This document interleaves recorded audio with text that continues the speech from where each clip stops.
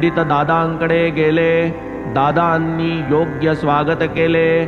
मग दादा बाबांचे पूजेस निघाले. येता का विचारिले तयासी. दादा समवेत पंडित गेले.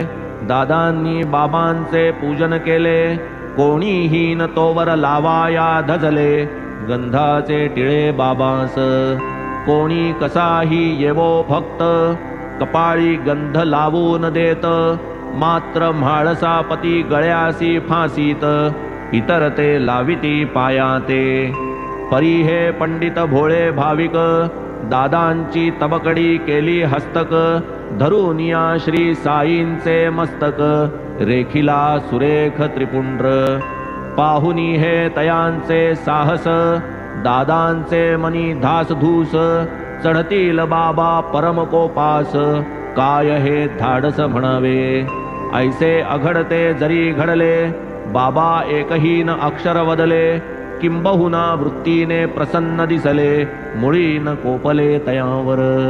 असो ती वेळ जाऊ दिली दादांचे मनी रुखरुख राहिली. मग तेची दिनी सायंकाळी बाबांसी विचारिली ती गोष्ट. आम्ही गंधाचा उलासा टिळा लावू जाता आपुलिया निढळा. स्पर्श करू द्याना कपाळा आणि हे सकाळ काय घडले.